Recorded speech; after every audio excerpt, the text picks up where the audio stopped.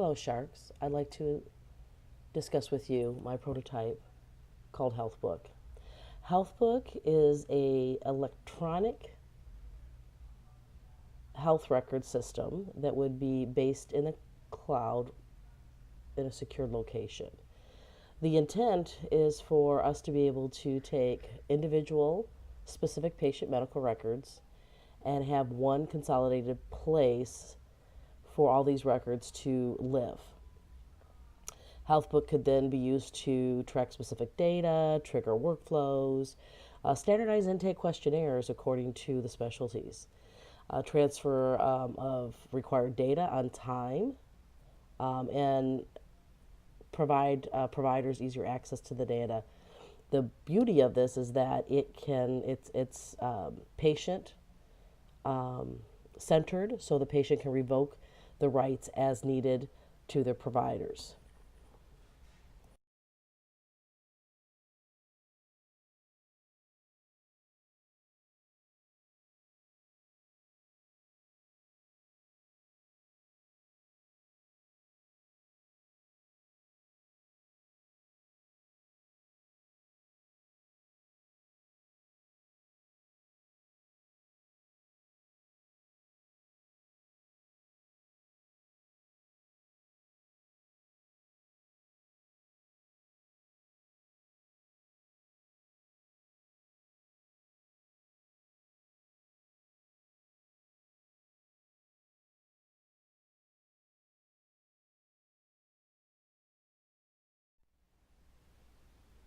So, just to give you a quick overview of what currently is experienced in today's time frame, when a patient walks into a provider's office, they're generally met with a receptionist, a nurse, a medical assistant, somebody that will then say, thank you for showing up, the 15 to 30 minutes in advance, and then they're going to give them a series of paperwork that they need to fill out. This can be very, very frustrating to patients as they've had to fill these forms out multiple times, and they're often, thinking, boy, there's got to be an easier way to do this, something that's less redundant.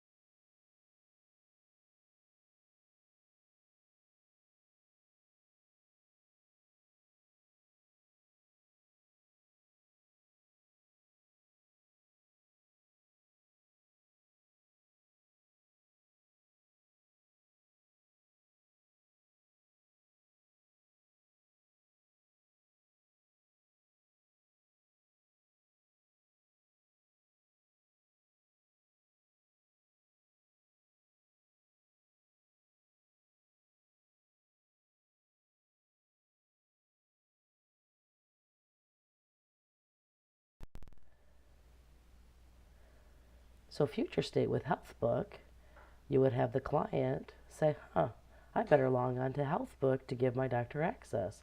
And they would go to the website as seen in the slide. Then what would happen is the provider's office would then receive a notification that would let them know that they have received access to a patient's account for them to be able to now review the records. And then the provider office is then going to be able to take a look at these records ahead of time and be fully prepared for when that patient comes in, thereby making their check-in process more streamlined and allowing the provider to be more prepared for that physician or for that patient physician visit.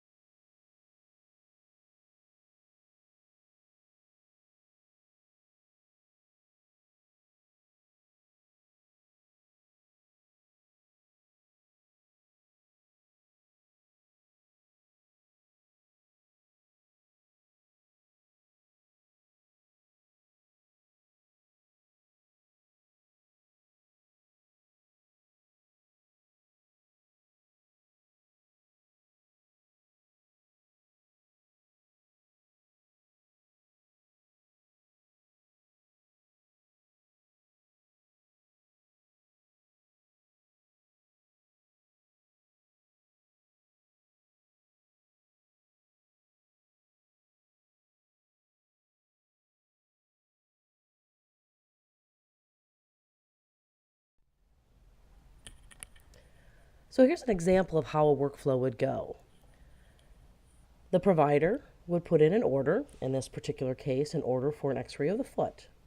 The x-ray technologist would receive the order, take the picture, that digital image would be uploaded into the cloud.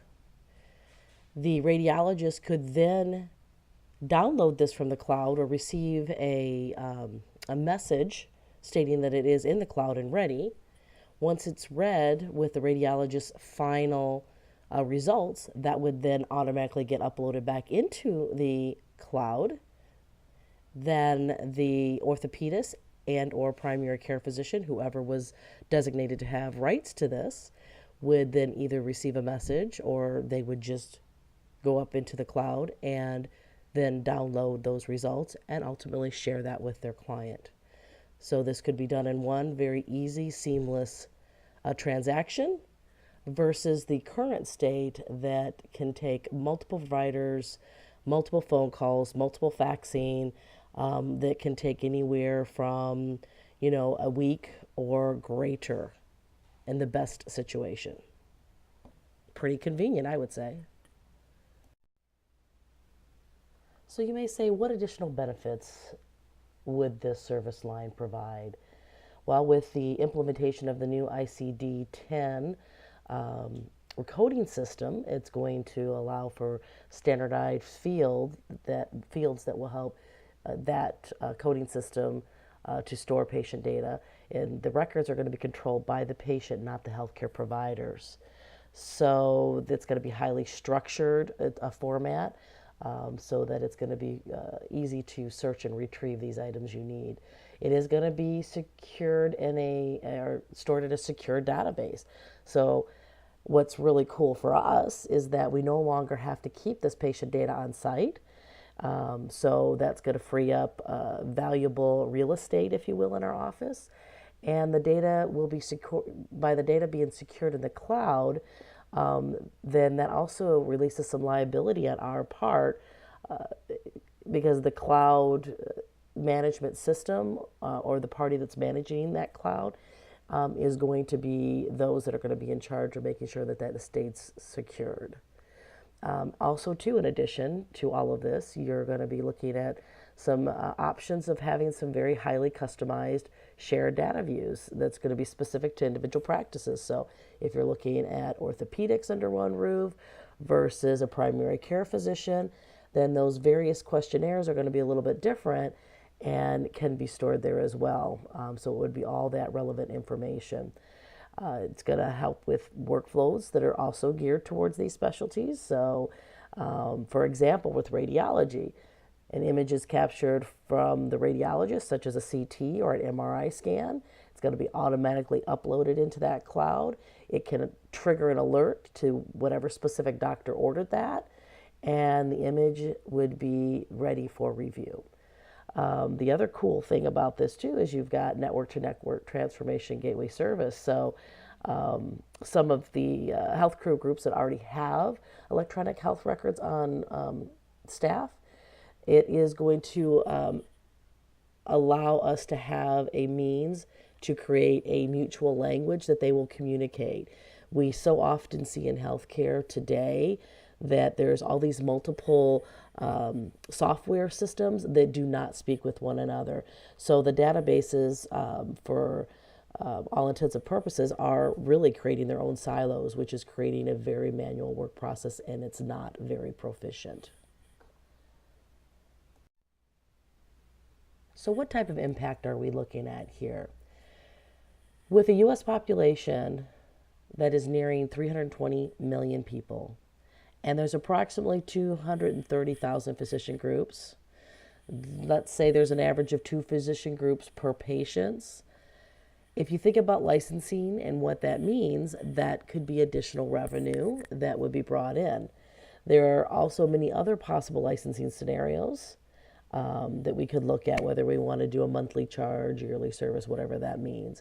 Even though there is a potential for those additional licenses, let's look at a realistic short-term goal of 1% of the total 6 million. So if we do that and we base it on the physician group paying a nominal fee of $1 per month, we could have a potential earning of 6 million per month.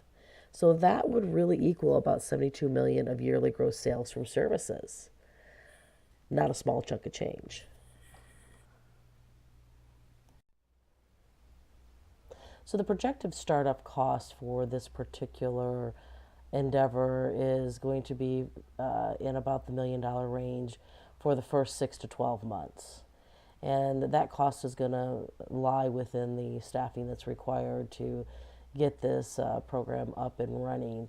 Um, Hence the need for the engineers that are stated on the slide, and the analyst along with the sales personnel to go out there and show the providers and the public and the patients, the clientele, what this can do for them and how it can benefit them. So I'd like to leave you with this closing statement, Sharks. Even if we were to target 1% of the population over a very short period of time, there's still a very large gross sales potential. Taking a look at the 600 million licenses, if we look at that over about 13 years at roughly a 40% compound annual growth rate, we can, also looking at the aggressively adding additional services that can show current customers additional benefits and also draw in many new customers. One of the big benefits to this is the ability that we'll have to integrate with some of those, as they are referred to, legacy EHR systems out there, the systems that are already out there in the market. And our product would have a universal language and be able to translate between the two of them. We could also integrate with all sorts of cool personal devices out there, like heart rate monitors, glucose meters, fitness trackers. Pretty much everybody has a Fitbit these days. Lots of potential there. So what we're asking for, what I'm asking for, is $1 million investment, and then in this investment, you would receive 5% ownership of a potential $72 million per year business. In addition, the business has a potential to grow to over $6 billion per year.